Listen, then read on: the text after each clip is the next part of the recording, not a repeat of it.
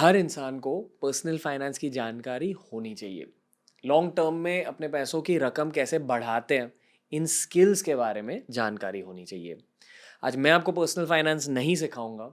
आज एक finance company की top CEO, Edelweiss mutual fund की सीईओ मिसेस राधिका गुप्ता आपको पर्सनल फाइनेंस के टिप्स देंगी, एडवाइस देंगी कि अगर आपको पर्सनल फाइनेंस के बारे में कुछ भी नहीं पता तो आपको उस चीज़ की शुरुआत कहाँ से करनी चाहिए।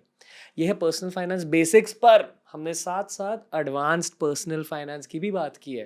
Crypto currencies, future of finances, इन सारे चीज़ों पर राधिका गुप्ता मैम ने बहुत सारी इन्फॉर्मेशन दी है द रणवीर शो हिंदी में। एंजॉय कीजिए। ये है एडलवाइस म्यूचुअल फंड की CEO Radhika Gupta ji on the Ranveer show Hindi.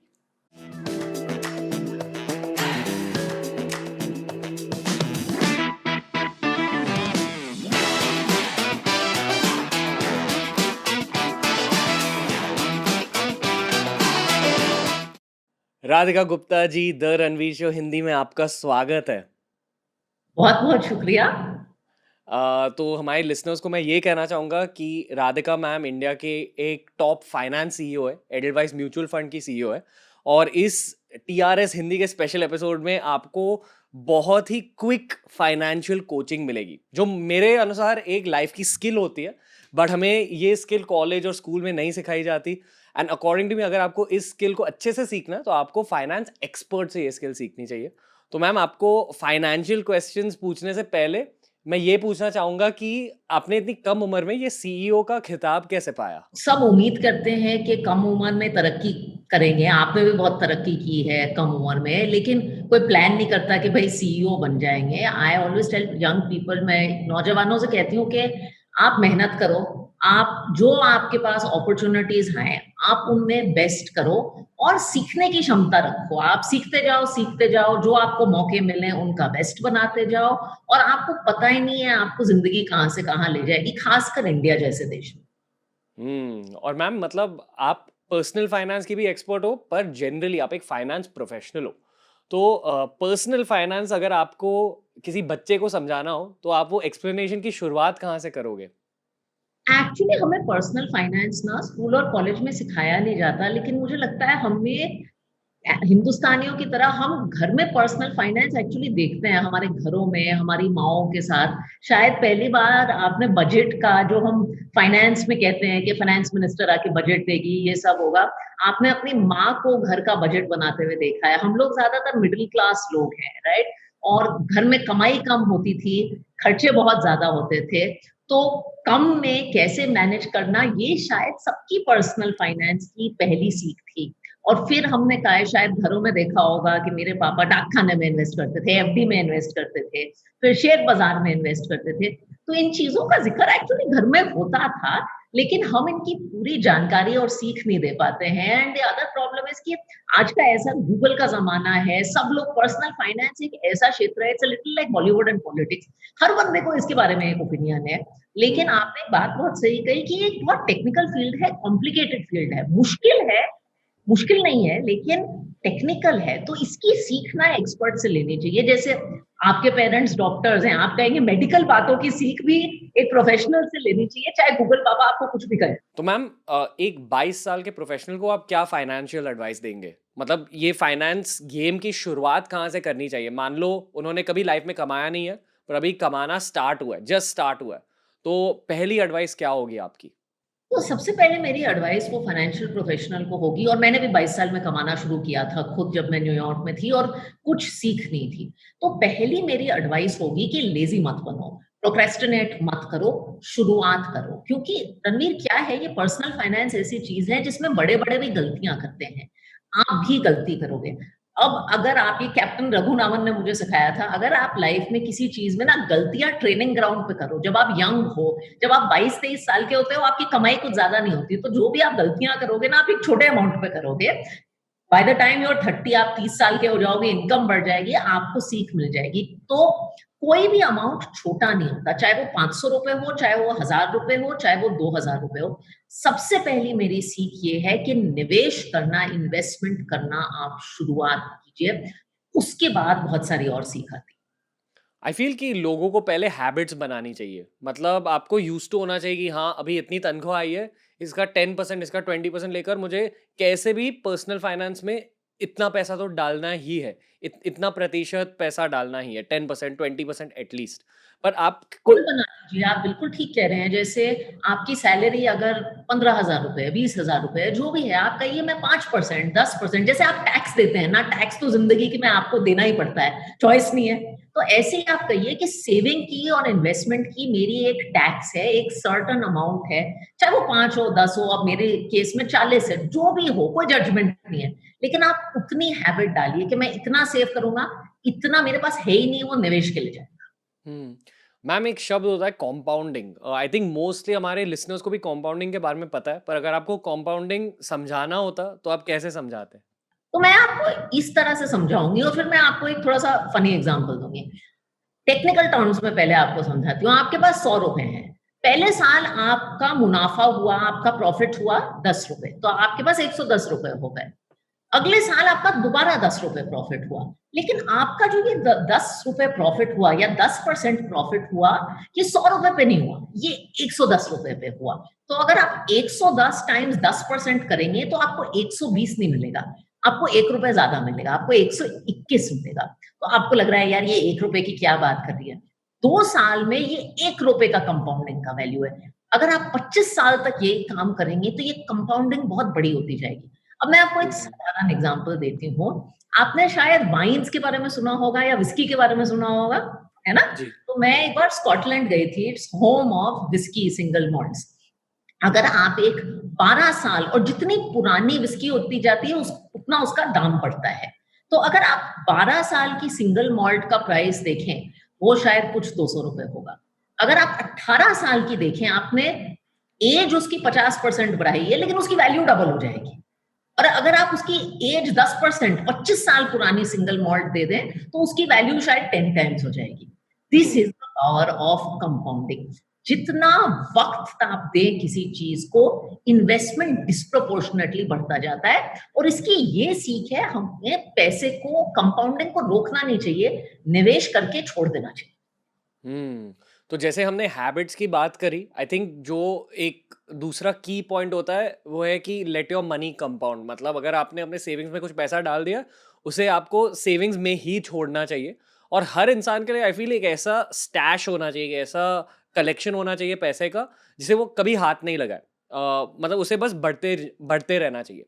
और अलग से अगर आपको शादी के लिए सेव करना है, या गाड़ी के लिए सेव करना है, या अपने सपनों के लिए सेव करना है, तो उसके लिए एक अलग से स्टैश बना दो। मैम, ये मैं सही कह रहा हूँ? आपको क्या लगता है? आप सही कह रहे हो, 2-3 आप बातें आप बहुत इंटरेस्टिंग कह रहे हैं। एक तो जो यंग इंसान है ना, उसमें रिस्क लेने की क्षमता होती है और उसकी कमाई होती है। देखो जब आप 30-40 साल के हो जाते हो रणवीर, आपके पास लायबिलिटीज होती हैं, आपके पास बच्चे होते हैं, घर लेना होता है, रिटायरमेंट का सोचना होता है। 20 साल की उम्र में ये कुछ नहीं होता। तो आप एक्चुअली पैसे को रखने की क्षमता रखते हो। दूसरी बात ये है कि ये कंपाउंडिंग कहना बड़ा आसान है, ये करना बड़ा मुश्किल होता है यंग इंसान के लिए। क्योंकि आजकल हम जिस ज़माने में रहते हैं, यूट्यूब है, ट्विटर है, ये सब है। मैं कहती हूँ, मैं म्यूचुअल फंड इंडस्ट्री में से हूँ कि स्टॉक्स का जो प्राइस है ना, वो एक दिन में एक बार बदलता है at the end of the day. लेकिन आपको लगता 10 बार है कि यार न्यूज़ में आ रहा है, मार्केट की गिरावट हो गई, इतना ये खराब हो गया, ये हो गया। इतनी खबर आती है कि अपने दिमाग को सीधा रखना एक्चुअली बहुत मुश्किल है। तो ये कंपाउंडिंग को इंटरप्ट करने वाले आपके इतने फोर्सेस हो गए हैं कि ये बहुत मुश्किल है। दूसरी बात ये मैं आपको ये अपने पर्सनल एक्सपीरियंस से बात करना चाहती हूँ। आपने गोल्स का ज़िक्र किया। अगर आप यंग उम्र में अच्छी तरह सेव करें, तो आपको पता नहीं है आप क्या-क्या गोल्स अचीव कर सकते हैं। फॉर इंस्टेंस मैंने अपना बिज़नेस जब शुरू किया था, तो मैं 24 साल की उम्र की थी और सेबी का रूल था कि हर पार्टनर को 70-70 लाख देना पड़ेगा क्योंकि 2 करोड़ मिनिमम कैपिटल है।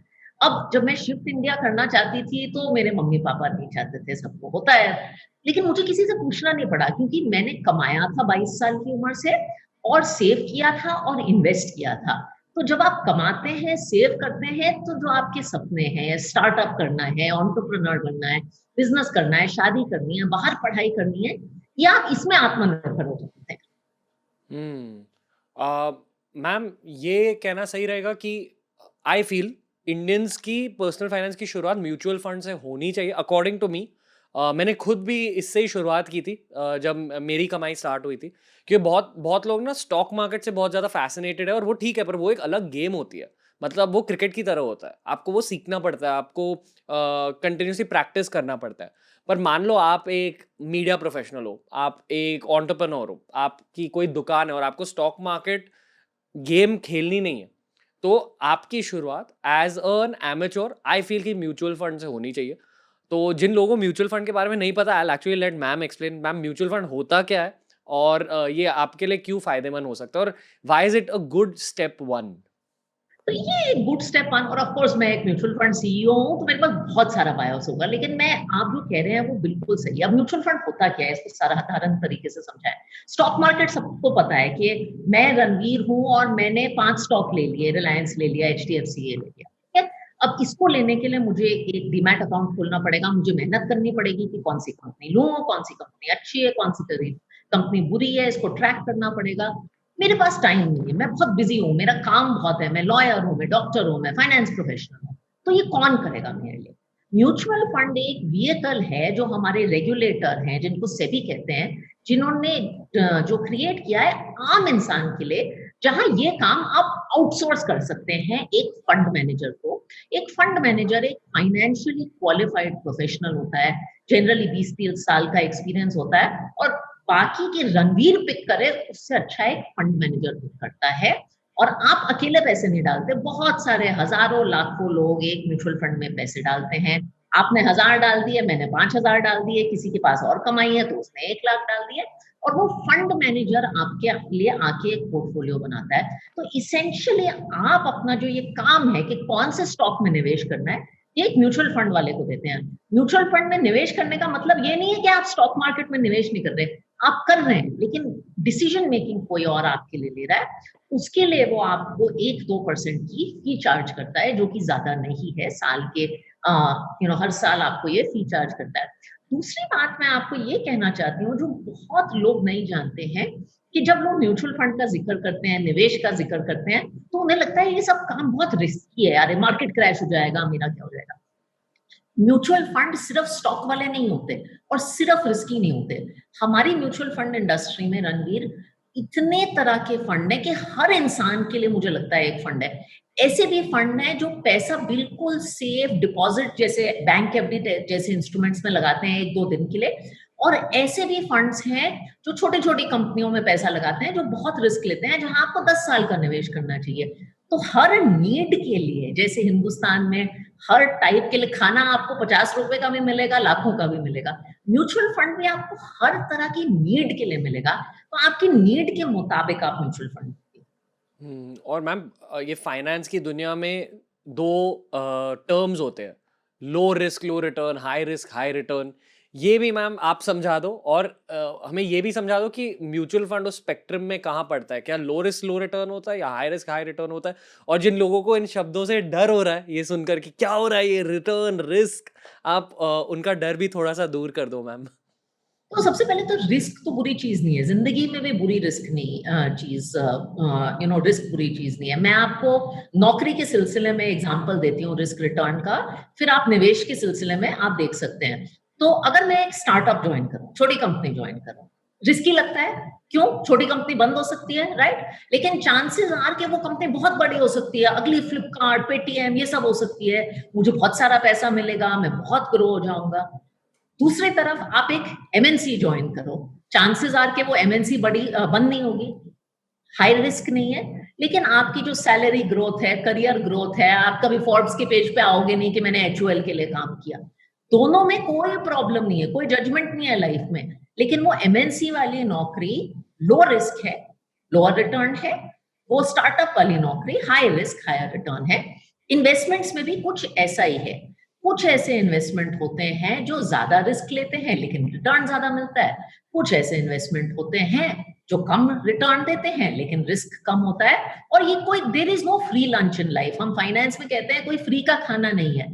रिस्क ज्यादा लोगे तो रिटर्न ज्यादा मिलेगा। जैसे मैं आपको एग्जांपल देती हूँ, अगर आप एफडी में इन्वेस्ट करें, आपको पता है आपको कितना रिटर्न मिलेगा, राइट? 5% मिलेगा, 6% मिलेगा, तो इसका मतलब है रिस्क कम है। लेकिन एफडी में आपको कभी 20% रिटर्न नहीं मिलेगा, ये भी सर्टन है, that is low risk. SIP funds होते हैं। अगर आप बहुत छोटी कंपनी में इन्वेस्ट करें तो उसमें रिस्क ज्यादा होगा, छोटी कंपनी ऊपर नीचे फ्लक्चुएट करती हैं लेकिन रिटर्न ज्यादा होगा। जहां तक आपका दूसरा सवाल है, ये जानना बहुत जरूरी है जो मैंने कहा कि mutual fund is not high risk और लो रिस्क। अलग अलग तरह के म्यूचुअल फंड होते हैं। इनफैक्ट आज की तारीख में तो सेबी ने हर म्यूचुअल फंड पे एक लेबल है, रिस्कोमीटर उसे कहते हैं, वो बताता है ये लो है, मॉडरेट है, हाई है, ये आपको जानकारी लेना जरूरी है। इनफैक्ट यंग लोगों से मैं कहती हूँ सबसे पहले निवेश करने से पहले जानकारी लीजिए, इक्विटी क्या है, डेट क्या है, और फाइनेंशियल प्रोडक्ट में ना जाके, it is not like buying toothpaste Ranveer, it is not like going to Flipkart and buying latest phone. Phone में भी जब आप खरीदते हैं तो आप फीचर्स की जानकारी करते हैं, कंपैरिजन करते हैं, एटसेट्रा एटसेट्रा, शायद एडवाइस लेते हैं। म्यूचुअल फंड्स के बारे में बहुत जानकारी है, हमारी खुद की वेबसाइट्स पे बहुत जानकारी है। हर प्रोडक्ट को आप समझिए फिर निवेश करिए। मैम, क्योंकि आप एडलवाइस म्यूचुअल फंड के सीईओ, ये मुझे किसी म्यूचुअल फंड के सीईओ से हमेशा पूछना था, एंड आई एम ग्लैड कि मैं आपको पर्सनली जानता हूँ, तो मैं आपको ही पूछूंगा कि किसी भी कंपनी की एक फ्रंट एंड होती है और बैक एंड होती है। फ्रंट एंड मतलब आप अपने कस्टमर से कैसे बात कर रहे हो, बैक एंड मतलब जैसे दुकान में जब आप कोई चीज़ खरीदने जाते हो, वो दुकान का फ्रंट एंड होता है जहाँ कस्टमर शॉपकीपर से बात करता है कि ओके मुझे वो जूते देखने हैं या साड़ी देखनी है। और बैक एंड वो जगह होती है जहाँ सिर्फ दुकानदार जाता है और अपनी टीम के साथ बात करता है।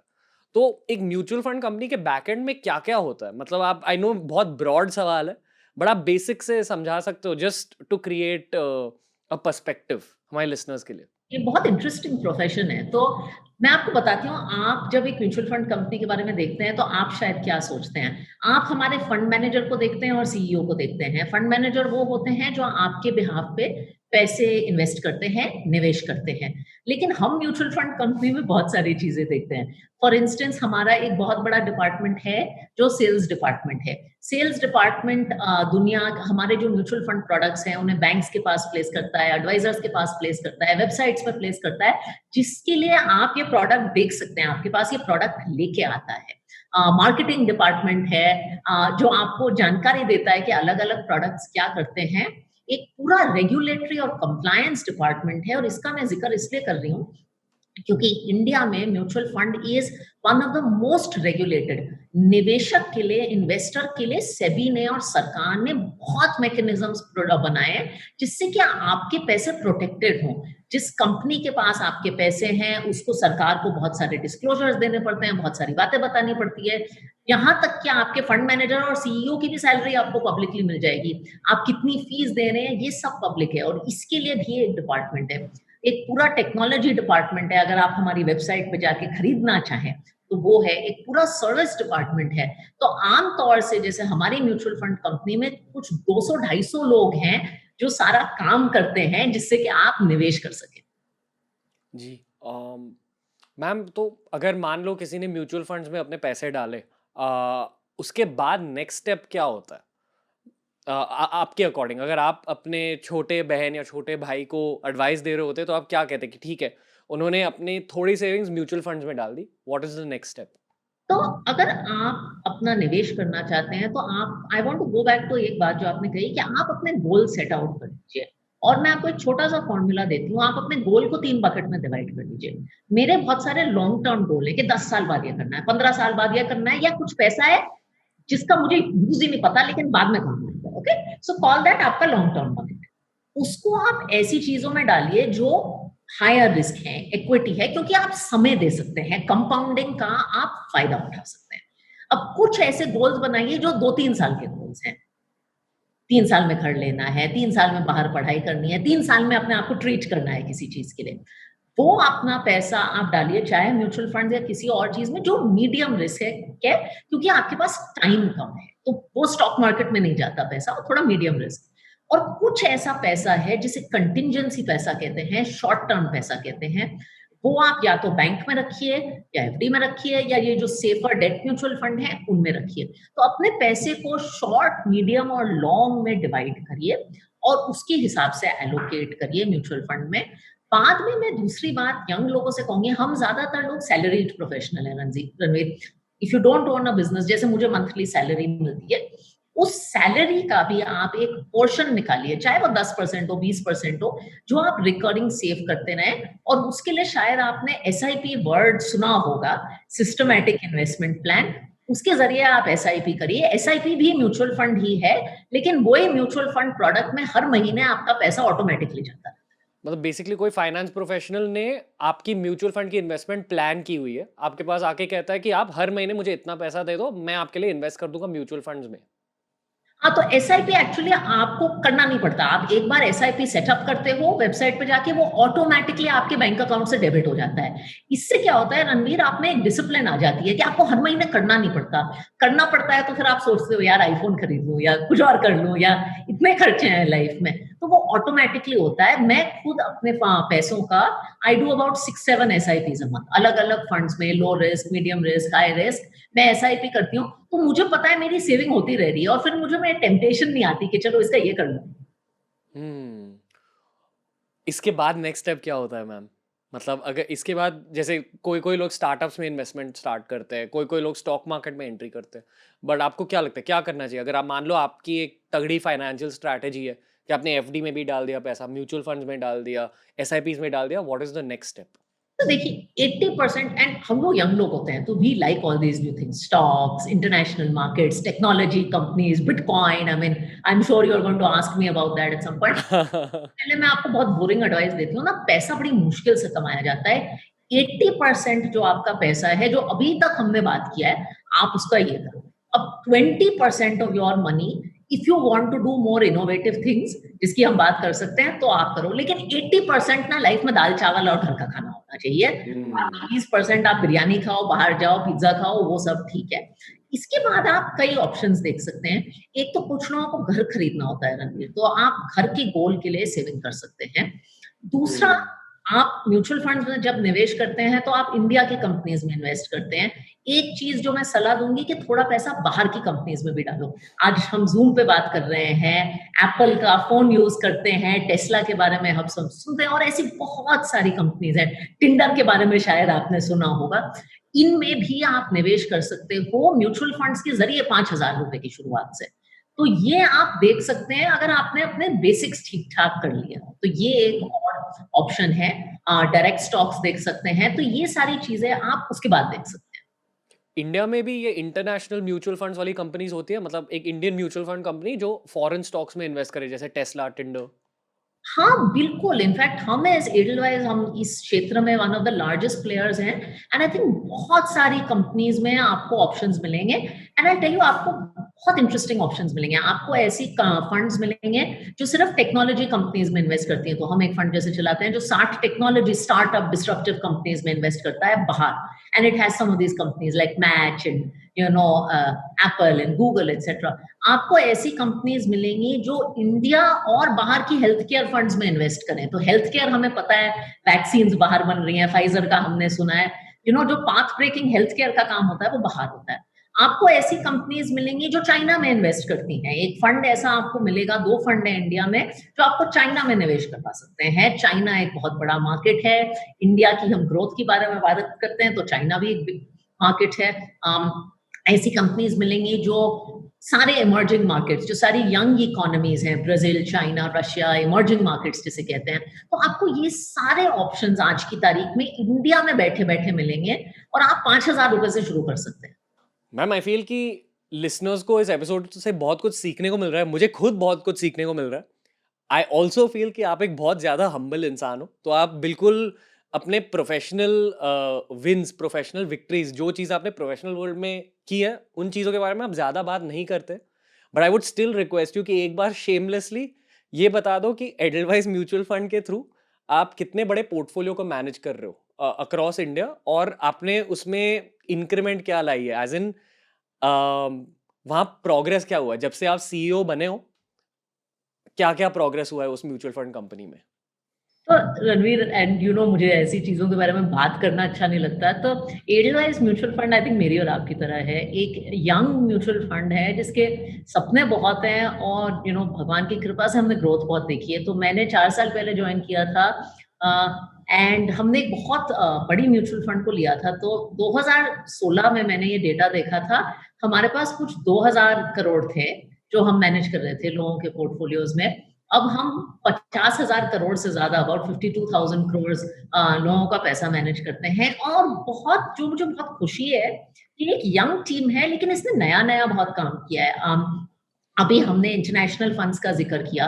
हम शायद पहले म्यूचुअल फंड है इंडिया में जिसने एक प्रोडक्ट लॉन्च किया जहां आप यूएस की टेक्नोलॉजी कंपनीज में इन्वेस्ट कर रहे हो। अभी बहुत सारे म्यूचुअल फंड्स कर रहे हैं, लेकिन उस टाइम पे हम नए थे।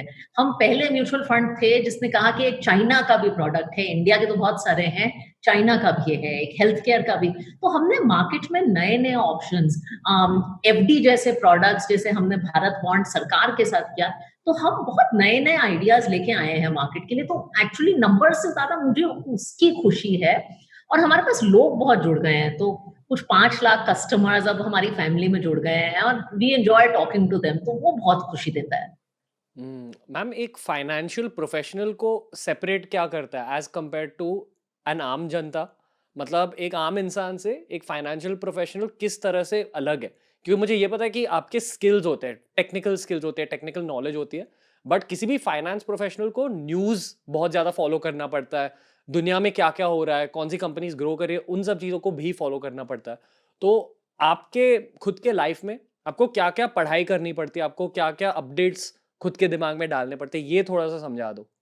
तो फाइनेंस प्रोफेशनल एक नॉर्मल प्रोफेशनल की तरह होता है। और फाइनेंस में भी लोग शायद ये नहीं जानते कि बहुत अलग अलग डोमेन्स होते हैं। कुछ फाइनेंशियल प्रोफेशनल्स होते हैं जो ज्यादा रिसर्च और फंड मैनेजमेंट, जिसको वो कंपनीज चूज करना, वो टिपिकली हम सोचते हैं। कुछ फाइनेंशियल प्रोफेशनल्स होते हैं जो इन्वेस्टमेंट बैंकर्स होते हैं। कुछ फाइनेंशियल प्रोफेशनल्स होते हैं जो फाइनेंशियल प्रोडक्ट्स को सिंप्लीफाई करके उनकी मार्केटिंग करें। तो अलग अलग तरह के प्रोफेशनल्स होते हैं। मैंने अपना करियर जब शुरू किया था तो मैं फंड मैनेजर थी। स्टॉक्स, बॉन्ड्स के बारे में वो करती थी। आपने शायद यूएस में 2008 क्राइसिस के बारे में सुना होगा। तो मैंने 2005-6 में अपना करियर शुरू किया था, और फिर 2008 का क्राइसिस आया था। तो उससे मुझे बहुत सीख मिली थी। आई थिंक फाइनेंस प्रोफेशनल्स के बारे में पिक्चरों में बहुत सारी गलत बातें बताई जाती हैं कि ये बहुत ग्लैमरस हैं और पैसे बहुत कमाते हैं और वाइल्ड हैं और बहुत एक्सट्रोवर्टेड हैं और लड़कियां होते हैं, ये सब होता है। मुझे इन चीजों से बहुत गुस्सा आता है। आमतौर पर लोग बहुत हार्ड वर्किंग लोग होते हैं। Generally in fact we are very quiet people. I mean, आप मुझे जानते हैं, मेहनत करते हैं। और सबसे ज्यादा रणवीर, हम पे एक बहुत प्रेशर होता है कि हम और लोगों का पैसा मैनेज करते हैं। ये कितनी बड़ी जिम्मेदारी है, मैं आपको इसका एहसास नहीं दिला सकती। अगर मुझे खुद का पैसा मैनेज करना हो ना, और उसमें गलती हो जाए, कभी बुरा नहीं लगेगा। लेकिन मुझे पता है कि जिसके लिए मैं डिसीजन ले रही हूँ, वो शायद किसी की रिटायरमेंट का पैसा है, वो शायद किसी का वो पैसा है जो कभी सर्जरी में इस्तेमाल होगा, किसी के बच्चे की पढ़ाई में इस्तेमाल होगा। तो हम पे जिम्मेदारी का बहुत एहसास होता है। हमें, इट्स नॉट कि हम पूरे दिन बैठ के न्यूज देखते रहते हैं। इनफैक्ट मार्केट इतना ना मूव करता है कि हमें तो काम रहना बहुत जरूरी है। हम हर बात पे रिएक्ट करेंगे तो हम मार्केट और कस्टमर्स को कैसे मैनेज करेंगे? तो फाइनेंस, अच्छे फाइनेंस प्रोफेशनल्स जो होते हैं, वो काम होते हैं, पढ़ाई बहुत करते हैं, not what's on the news, की कंपनीज को समझने की कोशिश करते हैं कि आगे क्या होने वाला है। और मुझे लगता है बहुत हम्बल होते हैं, क्योंकि मेरे एक पुराने बॉस मुझे ये कहते थे, मैं उनसे कहती थी, माय बॉस क्लिफ एजनेस, वो एक यॉट ओन करते थे, 2 यॉट ओन करते थे। मैंने कहा, आप ये करते क्यों है? आई स्टिल मोटिवेटेड, इतने पैसे कमा लिए, नाम कमा लिया, ये यूएस में थे। And he said, money management दुनिया का एक प्रोफेशन है जहां आप रोज कुछ सीखते हो। क्योंकि या तो आप रोज पैसे कमाओ, जो कि होता नहीं है, कोई रोज पैसे नहीं कमाता, गलतियां तो होती हैं। तो आप रोज कुछ सीखते हो, आप लाइफ लॉन्ग एक स्टूडेंट रहते हो। तो I think that is finance as a profession. Beautiful. Ma'am, हमने ये पर्सनल फाइनेंस की बातें स्टूडेंट पर्सपेक्टिव से करी है, यंग प्रोफेशनल के पर्सपेक्टिव से करी है, पर आई फील कि किसी अमीर इंडियन के पर्सपेक्टिव से भी हमें बस इस पॉडकास्ट में थोड़ी सी बातें करनी चाहिए। जैसे पोर्टफोलियो मैनेजमेंट सर्विसेज नाम की एक चीज़ होती है। आपका पहला बिजनेस भी मेरे ख्याल से पोर्टफोलियो मैनेजमेंट सर्विस था इन अ वे। तो पहले ये समझा दो कि ये क्या होता है, और इंडिया में ये पोर्टफोलियो मैनेजमेंट सर्विसेज के ऑप्शंस के बारे में कुछ बता दो मैम, कि वो लोग कहाँ इन्वेस्ट करते हैं, कैसे इन्वेस्ट करते हैं, और उनके कस्टमर्स कौन कौन होते हैं। तो मैं आपको 2 चीज़ों के बारे में बताऊँगी, क्योंकि वो काफ़ी सिमिलर हैं और ये टर्म काफ़ी यूज़ हुए हैं। तो एक तो पोर्टफोलियो मैनेजमेंट सर्विसेज होती है और एक अल्टरनेटिव इन्वेस्टमेंट फंड्स होते हैं, दोनों ज़्यादा सिमिलर होते हैं। तो इनका जेनेसिस और मैंने अपना करियर एक्चुअली यहाँ से शुरू किया था, म्यूचुअल फंड्स में मैं बाद में आई थी। जो म्यूचुअल फंड प्रोडक्ट्स होते हैं, जैसे कि मैंने कहा, वो आम इंसान के लिए बनाए जाते हैं। क्योंकि वो आम इंसान के लिए बनाए जाते हैं, 5,000 रुपए का भी निवेशक किसी छोटे शहर में हो, वो भी उसमें निवेश कर सकता है, कोई लिमिट नहीं है। सरकार ने और सेबी ने इन पे बहुत टाइट रिस्ट्रिक्शंस बना रखे हैं और रूल्स, कि क्या करा जा सकता है, क्या नहीं करा जा सकता। और ये बहुत अच्छी बात है, क्योंकि जब आप आम आदमी का पैसा मैनेज कर रहे हो, तो उसको ज्यादा जानकारी नहीं होती, तो साधारण चीजें करनी चाहिए। अगर आपको थोड़ी-सी मोर इवॉल्व्ड प्रोडक्ट्स करने हो, जैसे अगर आपको एक पोर्टफोलियो, म्यूचुअल फंड के जो पोर्टफोलियो होते हैं स्टॉक्स के, उनमें आमतौर से 50-60 कंपनियां होती हैं, क्योंकि ज्यादा कंपनियां होती हैं तो अगर कुछ गलत हो जाए तो पैसे गिरने के चांसेस कम होते हैं। जितना ज्यादा हो, your eggs are in different baskets. लेकिन अगर आपको एक पोर्टफोलियो बनाना है जिसमें 15 कंपनी, 20 कंपनी, रिस्क ज्यादा है, लेकिन जो एच इन्वेस्टर है, इवॉल्व इन्वेस्टर है, उसके लिए ये दोनों प्लेटफॉर्म बनाए गए हैं। पोर्टफोलियो मैनेजमेंट सर्विस पुराना प्लेटफॉर्म है, काफी टाइम से है, और ऑल्टरनेटिव इन्वेस्टमेंट फंड 2013 से है। अल्टरनेटिव इन्वेस्टमेंट फंड, जिसे बाहर हेज फंड कहते हैं, वो इंडिया में ऑल्टरनेटिव इन्वेस्टमेंट फंड के बारे में जाना जाता है। पोर्टफोलियो मैनेजमेंट सर्विस आज की तारीख में आप अवेल कर सकते हैं 50 लाख अगर आप निवेश करना चाहें। ऑल्टरनेटिव इन्वेस्टमेंट फंड आप 1 करोड़ में अवेल कर सकते हैं। तो आप इन ऑप्शंस को स्टडी करिए। आप अगर एक एच इन्वेस्टर है, मुझे लगता है अगर आपको इन चीजों में, ये चीजें बहुत, and I run both businesses, लेकिन मैं आपको एक अनबायस्ड फ्रेंडली ओपिनियन देती हूँ। जब तक आपका इन्वेस्टेबल नेटवर्थ कम से कम 10 करोड़ से ज्यादा नहीं है, मिनिमम 5, एटलीस्ट 10 आइडियली, आप पीएमएस और एआईएफ के क्लाइंट नहीं है। पहले आप घर खरीदिए, बेसिक म्यूचुअल फंड्स और ये सारे एफडी प्रोडक्ट्स करिए। क्योंकि अगर आपको 50 लाख या 1 करोड़ किसी आइडिया में लगाना है, आप 10% से ज्यादा तो अपना पैसा एक आइडिया में नहीं लगा सकते, तो आपके पास कम से कम हाथ में 10 करोड़ होने चाहिए, और आपकी फाइनेंशियल अवेयरनेस ज्यादा होगी, आपकी रिस्क लेने की क्षमता ज्यादा। तो बेसिकली पीएमएस इन अ वे ये कह सकते हैं कि एचएनआई के लिए, हाई नेटवर्थ इंडिविजुअल्स के लिए, एक म्यूचुअल फंड की तरह ही एक ऑप्शन होती है, but after they have achieved a certain financial level. Basically यही लॉजिक है। ठीक है। और जैसे मान लो कि हमने म्यूचुअल फंड्स में अपने पैसे डाले, तो हमें पता है कि हाँ ये ठीक है, रिस्क इन्वॉल्व होती है, बट डेफिनेटली थोड़ा सा पैसा मैं कमाऊंगा इस म्यूचुअल फंड में पैसे डाल के। उसी तरह एचएनआई जैसे टाटा, बिरला, अंबानी, ये हेज फंड्स में, ऑल्टरनेटिव फंड्स में और पोर्टफोलियो मैनेजमेंट सर्विसेज में पैसा डालकर उनका पर्सपेक्टिव यही रहता है कि हाँ इससे थोड़ा पैसा तो निकलेगा डेफिनेटली। तो जैसे आप एच होते जाते हो, देखो जैसे आप पैसे कमाते जाते हो, निवेश के क्या ऑप्शंस खुल जाते हैं। आप पीएमएस एआईएफ कर सकते हो, आप और भी रिच हो जाते हो तो शायद आप स्टार्टअप कंपनीज में निवेश कर सकते हो, कमर्शियल प्रॉपर्टी खरीद सकते हो। लेकिन ज्यादातर दुनिया अनफॉर्चुनेटली मिडिल क्लास लाइफ जीती है, तो वो, and a lot of this Ranveer is about financial evolution. आप अपने आप को जानिए, जब आप निवेश करेंगे तो आप खुद को जानेंगे। लेकिन आपको शायद सरप्राइज होगा ये जान के कि मैं कैपिटल मार्केट्स की प्रोफेशनल हूँ, इतनी बातें करती हूँ, लेकिन मैं खुद एक बहुत कंजर्वेटिव इन्वेस्टर हूँ, क्योंकि हालात सबके अलग होते हैं। तो एक बात बहुत अच्छी है जो पर्सनल फाइनेंस को कहते हैं, कि पर्सनल फाइनेंस जो शब्द है, उसमें पर्सनल पहले आता है, फाइनेंस बाद में आता है। जानना जरूरी है कि जो मैं चाहती हूँ अपने पैसे के लिए, शायद आप वो ना चाहते हो, और शायद आपका भाई या मेरी बहन या मेरे पापा कुछ और चाहते हो। हर बंदे के अलग हालात, अलग कंडीशंस और अलग पर्सनल फाइनेंस की स्ट्रेटजी होती है। अगेन मैं आपको अपना एग्जांपल देती हूँ। मेरे जो हस्बैंड हैं वो इसी प्रोफेशन में है, एंड वी रियलाइज, हमने 2008 में we put all our money into the stock market, equities through mutual funds, और 2008 जब आया तो 50% गिरावट देखी। अब खुद के पैसे में 50% गिरावट देखना बड़ा मुश्किल है, लेकिन मैं जिस कंपनी में काम करती थी वो किसी और के पैसे, औरों के पैसे मैनेज करती थी, उसके एसेट्स आधे हो गए, बोनसेस हमारे थे ही नहीं उस साल।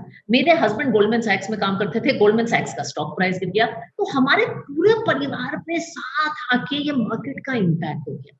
एंड देन वी रियलाइज कि हम लोग दोनों बहुत रिस्की प्रोफेशंस में हैं। जब मार्केट खराब होता है, हमारी प्रोफेशनल लाइफ भी खराब होती है, तो हम लोग बहुत कंजर्वेटिव हो गए हैं। और मैं उनसे कहती हूँ कि अगर मेरे हस्बैंड डॉक्टर होते ना, तो मेरी इन्वेस्टमेंट स्ट्रेटेजी अलग होती। तो ये डेफिनेटली। पर्सनल फाइनेंस में, don't copy the crowd, don't have this feeling of FOMO, जो हम्म। आमतौर से होती है कि अच्छा उसने ये कर लिया तो मैं क्यों ना करूं। उसके हालात और आपके हालात अलग होते हैं। मैं ये भी कहती हूँ कि दो 25 साल के लड़कों की भी फाइनेंस स्ट्रेटेजी सेम नहीं हो सकती, इवन इफ देयर एज। किसी की लायबिलिटी है, किसी के बूढ़े माँ बाप है। अब मेरे फादर 70 साल के हैं, वो मेरे से ज्यादा एग्रेसिव है निवेश में, हालांकि उनकी उम्र ज्यादा है क्योंकि उनको पेंशन मिलती है। मेरी मम्मी काम करती है, दोनों बच्चे पढ़ लिख के भगवान की उससे अच्छा कर रहे हैं, शादियां हो गई हैं, घर है उनका है, तो वो सारा अपना पैसा इक्विटी में लगाते हैं, उनकी कोई लायबिलिटी नहीं है। लेकिन हम्म। कहने को उनकी उम्र मेरे से बहुत ज्यादा है। हम्म। मैम 10 सालों के अंदर 2031 में आपको क्या लगता है लोगों की पर्सनल फाइनेंस स्ट्रैटेजी कैसे बदलेगी? आई थिंक एक क्या था, अगर आप 10-15 साल पहले देखें, मेरे फादर के टाइम पे तो आपने घर में ये शब्द सुने होंगे, डाक खाना, एफडी। शेयर मार्केट के बारे में लोग कहते थे बहुत रिस्की है यार, हर्षद मेहता का तभी वो हुआ था। People felt that. 2003 और 5 से, और मुझे लगता है पिछले 20 सालों में लोग म्यूचुअल फंड में अभी निवेश करना शुरू कर दिया है, लेकिन अभी भी बहुत कम है। मैं आपको एक इंटरेस्टिंग बात बताती हूँ रणवीर। एक हम रेशियो देखते हैं कि म्यूचुअल फंड में जितने लोग, एंड म्यूचुअल फंड एक एग्जांपल है, एक बैरोमीटर है इकोनॉमी का, जितने लोगों ने म्यूचुअल फंड में निवेश किया as a percentage of our GDP, as a percentage of the size of our economy, India में वो नंबर 10% है। अगर मैं आपसे पूछूं कि वो दुनिया के एवरेज में, नॉट यूएस मार्केट जो बहुत इवॉल्व है, दुनिया के एवरेज में वो नंबर क्या है, तो वो 40% है। तो दिल्ली बहुत दूर है हमारे केस में। तो मुझे लगता है एज यूथ गेट्स एस्पिरेशनल, ऐसे बहुत शोज आते जाएंगे, पर्सनल फाइनेंस के क्वेश्चंस आते जाएंगे। हम लोग बहुत मेहनत करते हैं, India is a growth country, मैंने आपके शो में बहुत बार ये कहा है। हम लोग ग्रोथ चाहते हैं अपने करियर में, अपनी लाइफ में, अपनी इकोनॉमी में, अपने पैसे में। तो more and more young people now will invest in financial instruments and move away from ये जो एफडी है, पोस्ट ऑफिस है, घर है, प्रॉपर्टी है। तो प्रॉपर्टी और एफडी का वो चेंज होगा, और फाइनेंशियल प्रोडक्ट्स, चाहे वो म्यूचुअल फंड हो, पीएमएस हो, एआईएफ हो, टेस्ला हो, जो भी है, इनकी पेनिट्रेशन 10 साल बाद बढ़ेगी। मेरी उम्मीद है कि जो 10% का रेशियो है, ये कम से कम 15-20% तो हो जाएगा 10 साल बाद। हम्म।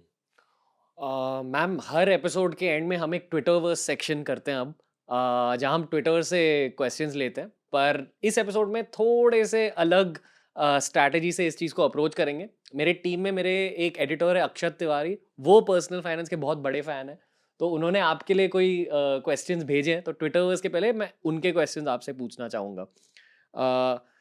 पहले तो ऑब्वियसली वो बिटकॉइन और इन सब चीज़ों के फ्यूचरिस्टिक फाइनेंशियल ऑप्शंस के बारे में जानना चाहते हैं, तो अक्षत तिवारी की पहली क्वेश्चन है, ma'am can you expand on bitcoin और क्रिप्टो करेंसीज?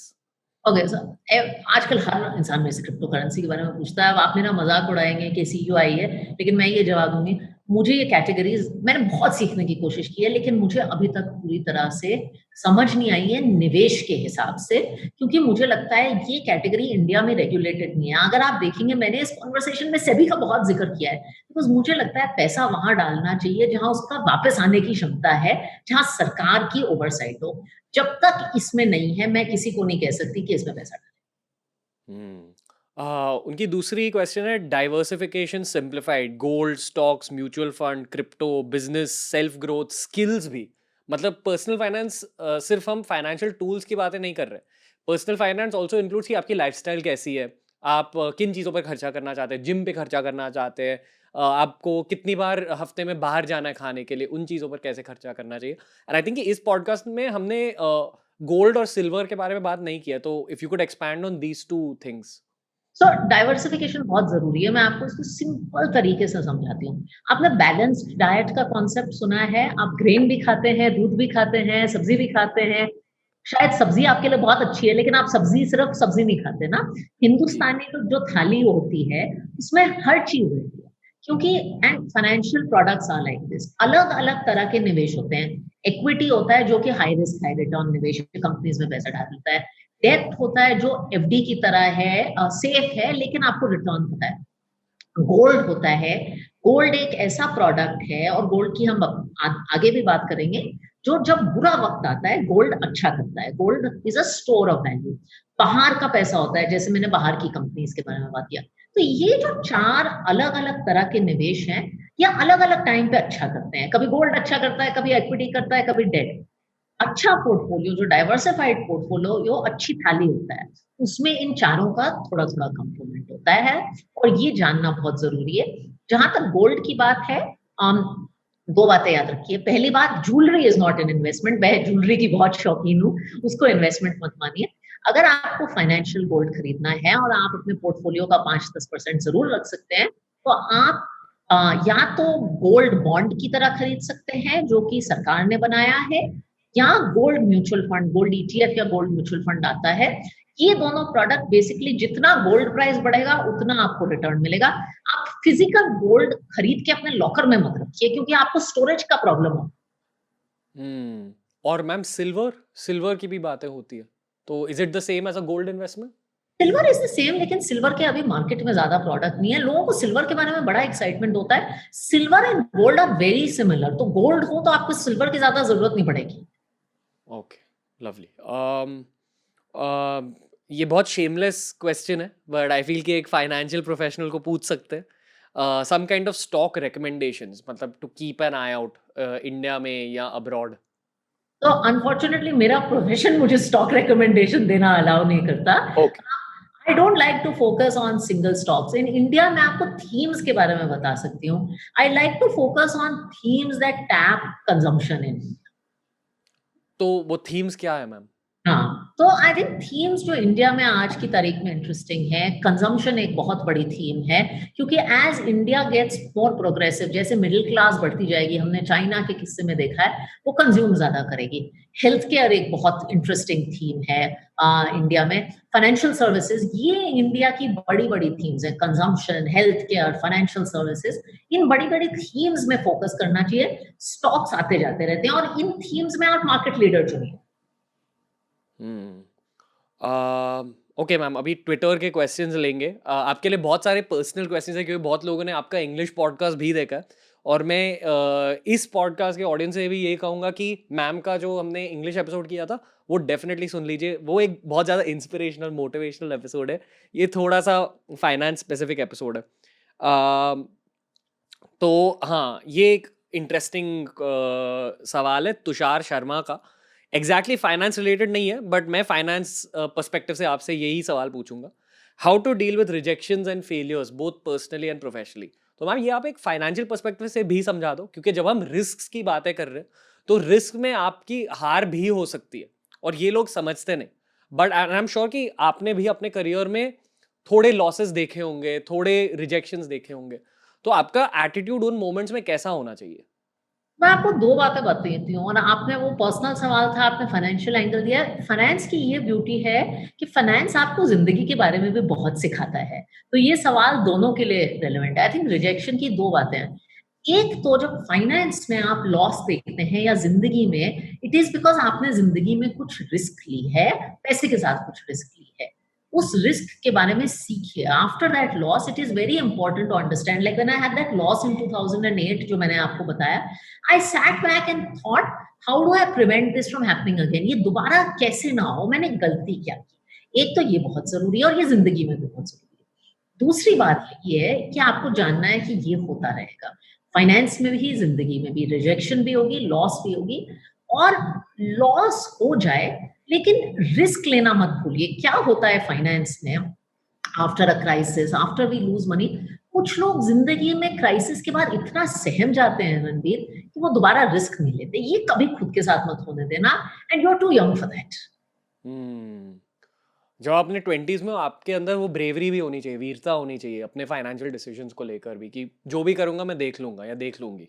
और जो मैंने पहले एक बात कही, जब आप जल्दी शुरू करते हैं, आपको ये खुशी होगी कि वो लॉस बहुत सारे पैसों के साथ नहीं हुआ। आपकी कमाई क्या, आपके पास तो 40 साल है कमाने के लिए। So also you know what happens in, ये हमने स्टॉक मार्केट से सीखा है। जब स्टॉक मार्केट ना 3% गिरता है दिन में, तो बहुत स्ट्रेस होता है। ऑफिस में भी बहुत स्ट्रेस होता है, और जितना ऑफिस में स्ट्रेस होता है उससे ज्यादा मीडिया का स्ट्रेस होता है, कस्टमर्स का स्ट्रेस होता है, फोन आते रहते हैं। और उस दिन ना वो लॉस बहुत बड़ा लगता है, दुनिया खत्म होती है, लाइक। बट अगर आप 3 साल के मार्केट में देखें, तो वो लॉस एक मार्केट के ग्राफ में छोटा सा इंसिडेंट नहीं होता। तो I always say in life and finance, it's important to zoom out. हम्म मतलब ब्रॉडर पर्सपेक्टिव से चीज़ों को देखो। Zoom out, losses look smaller and it's true in life also. Day to day life यार, आज की लाइफ इन दीज़ सर्कमस्टेंसेस बड़ी खराब लगती है यार। हस्बैंड के साथ झगड़ा हो गया, बॉस नहीं अच्छा लगता है, ये हो गया। लेकिन if you analyse this incident in life over 3 years, you will be like मैं क्यों रो रहा था? डेफिनेटली मैम, बहुत सारे, क्योंकि ये ट्विटर है तो बहुत सारे क्रिप्टो के क्वेश्चंस आ रहे हैं। बट एक बेसिक सी क्वेश्चन है कि एडलवाइस जैसे म्यूचुअल फंड्स और जो ऑफिशियल म्यूचुअल फंड्स और फाइनेंशियल कंपनीज हैं, क्रिप्टो को किस नज़रिए से देख रहे हैं? और क्या गवर्नमेंट भी क्रिप्टो को उसी नज़रिए से देख रहा है, या गवर्नमेंट के अलग ही लॉज है? ये गवर्नमेंट और क्रिप्टो की रिलेशनशिप एक बार समझा दो कि क्या सोच रही है गवर्नमेंट। तो गवर्नमेंट क्रिप्टो के बारे में स्टेटमेंट्स दे रही है and it is not that they want to ban crypto, but government ये सोच रही है कि क्रिप्टो को कैसे लाया जाए और एक रिस्पॉन्सिबल तरीके से लाया जाए। जहां तक कि म्यूचुअल फंड्स की बात है, हम वो करेंगे जो सरकार हमें अलाउ करती है। और जब सरकार हमें अगर कभी ऑप्शन देगी, मुझे भी मैसेजेस आते हैं, मैम एक क्रिप्टो करेंसी का म्यूचुअल फंड शुरू करें।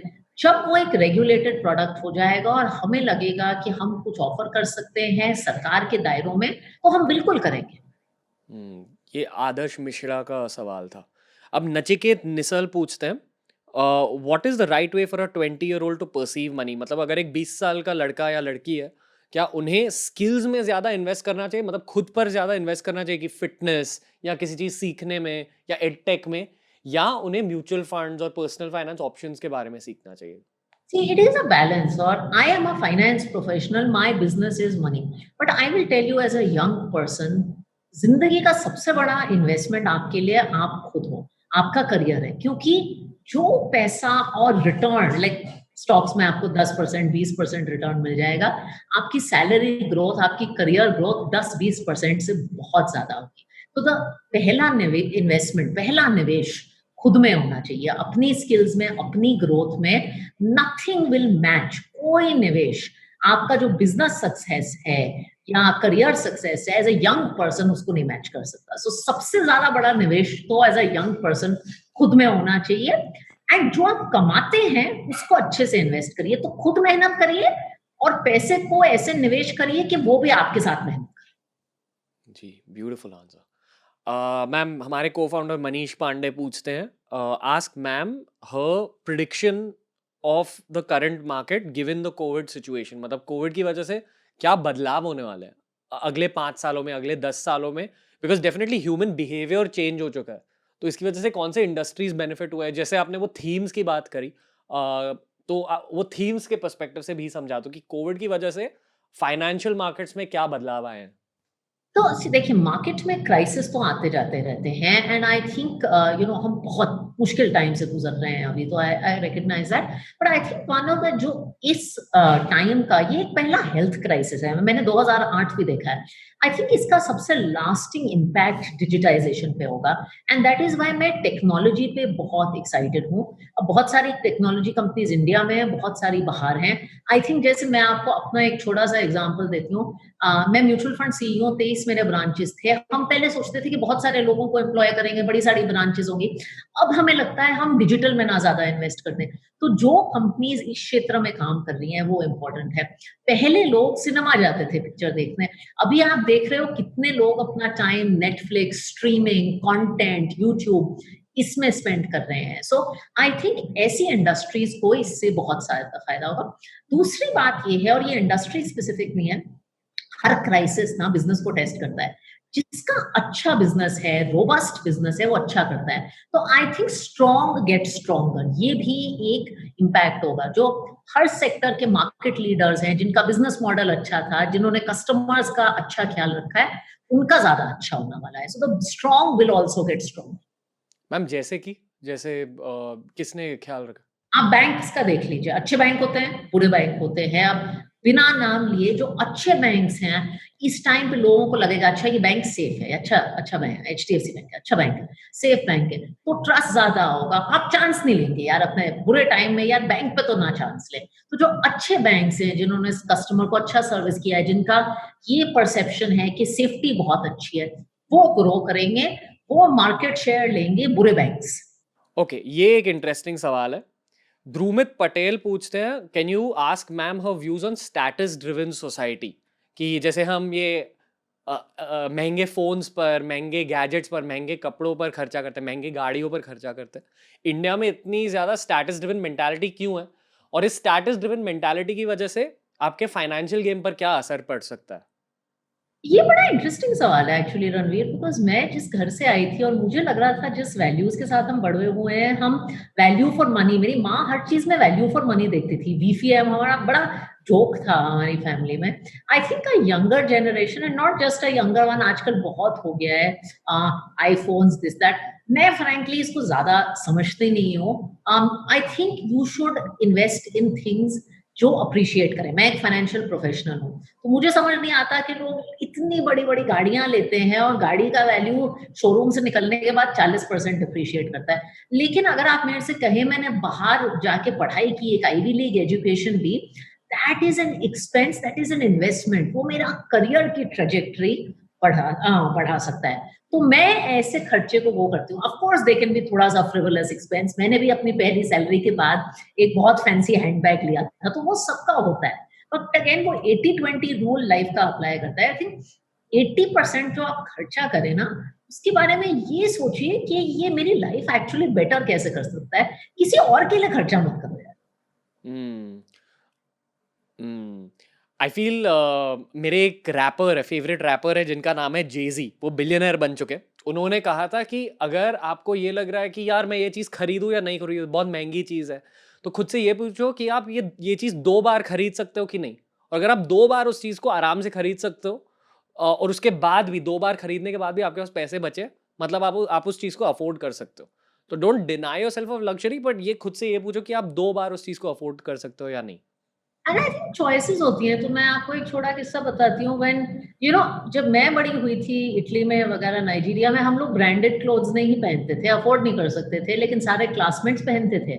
लेकिन जब मेरा कॉलेज का एडमिशन हुआ तो मुझे स्कॉलरशिप्स मिली और वॉटन से कम स्कॉलरशिप मिली थी। एक छोटे कॉलेज से जो कि अच्छा था, उससे काफ़ी ज़्यादा मिली थी, सम $10,000 अ ईयर, जो कि मेरी फैमिली के लिए बहुत था। मैंने पापा से कहा कि मैं दूसरे वाले में चले जाती हूँ। ही सेड नहीं। मैंने कहा लेकिन कपड़ों के लिए तो आप हमेशा कहते थे। ही सेड नहीं, वो कपड़े थे यार, that doesn't change your life. लेकिन ये जो खर्चा है ना, ये जो ज़्यादा 10,000 अगर तुम्हें बेस्ट मिला है ना और उसमें थोड़ा-सा ज़्यादा खर्चा करना पड़ रहा है, वो हम कर लेंगे क्योंकि वो कंपाउंड करेगा। ब्यूटीफुल। मैम, कबीर श्रीवास्तव पूछते हैं कि इंडेक्स फंड्स होते क्या है और index funds versus mutual funds, ये समझा दो एक बार। हाँ, ये अच्छी चीज़ है। इंडेक्स फंड एक तरह का म्यूचुअल फंड होता है और जैसे कि मैंने आपको कहा, जब आप स्टॉक्स में इन्वेस्ट करना चाहते हैं, तो या तो आप कह सकते हैं कि एक फंड मैनेजर आपके लिए चूज़ करेगा कौन से स्टॉक्स में इन्वेस्ट करना है। लेकिन अगर आपको ये सब करना नहीं है कि कौन-सा फंड मैनेजर, कौन-सा म्यूचुअल फंड हाउस, तो कुछ म्यूचुअल फंड्स होते हैं जिन्हें इंडेक्स फंड कहते हैं और उनका एक इंडेक्स होता है कि मैं इंडिया के टॉप 50 कंपनीज़ में इन्वेस्ट करूँगा, इंडिया की टॉप 200 में, इंडिया की स्मॉलेस्ट 200। बेसिकली एक रूल होता है और वो म्यूचुअल फंड हाउस उस रूल के मुताबिक निवेश कर देता है। आपको सोचने की जरूरत नहीं पड़ती और फंड मैनेजर का ज्यादा इन्वॉल्वमेंट नहीं होता। अगर आप बिगिनर हैं तो आप जरूर इंडेक्स फंड्स देख सकते हैं, लेकिन बिना सोचे मत इन्वेस्ट करिए। मैंने ट्विटर पे भी एक थ्रेड लिखा था कि इंडेक्स फंड्स को कैसे इवेल्युएट करना चाहिए, तो उसमें भी पढ़ाई करके निवेश करिए। आई फील कि ये ना जो आपने कहा कि आपने ट्विटर पर लिखा था, ट्विटर एक बहुत ही ज़्यादा अंडर यूटिलाइज टूल है। लोग समझते नहीं ट्विटर का पावर क्या है इस दुनिया में। काफ़ी सारे लोग को कि इंस्टाग्राम एडिक्शन हो गई है, मतलब इंस्टाग्राम बहुत ज़्यादा यूज़ करते हैं, ट्विटर बिल्कुल नहीं यूज़ करते। जितना ज़्यादा आप ट्विटर को यूज़ करोगे उतनी ज़्यादा आपकी लर्निंग्स होंगी। आपको बस करेक्ट वाले अकाउंट्स को फॉलो करने हैं। मतलब ट्विटर पर बहुत ज़्यादा पॉलिटिकल बातें भी होती है, बहुत ज़्यादा गुस्सा भी होता है, एंगर भी होता है। उसके साथ-साथ बहुत ज़्यादा शांत लोग भी हैं जो आपको वैल्यू ऐड देंगे, जो आपको सिखाएँगे बहुत सारी चीज़ों को। ट्विटर इस दुनिया का स्कूल बन गया है, पर लोग इस चीज़ को समझते नहीं ma'am. There are lot of people and मैं आपको ट्विटर पे बता सकती हूँ जो बहुत अच्छे थ्रेड्स लिखते हैं ट्विटर पे, बहुत साधारण साधारण ईटीएफ वर्सेस इंडेक्स फंड, मेरा एक कॉलीग लिखता है और भी लोग मेरी जानकारी के लिखते हैं। बहुत साधारण साधारण थ्रेड लिखते हैं कि स्टॉक्स के रिटर्न क्यों ऊपर नीचे जाते हैं, तो आप वो पढ़िए और वो बाय द वे जवाब भी देंगे। आप सवाल पूछेंगे तो वो जवाब भी देंगे, मैं भी देती हूँ। जी। आपने भी मुझे आई थिंक ट्विटर से ही डिस्कवर किया था ना? मैंने मैंने मेरी ट्विटर की शुरुआत इसीलिए की थी कि I want to be connected to the right people, I want to learn from the right people, और उनसे कनेक्शन ट्विटर से ही होगी क्योंकि ट्विटर आपको किसी और के दिमाग की एक झलक दे देता है कि ये इंसान कैसे सोचता है। तो मैम, एक फाइनल सवाल है आपके लिए, क्योंकि आप एक लाइफ लॉन्ग लर्नर हो, स्पेशली फाइनेंस की दुनिया में आपको सीखते सीखते ही रहना है। आई एम श्योर कि आप अब क्रिप्टो, ये सब ईटीएफ्स, इन सारी चीज़ों के बारे में सीख रहे हो, but at this stage of your life generally आप मनी के बारे में, पैसों के बारे में और क्या सीखना चाहते हो at this stage of your career?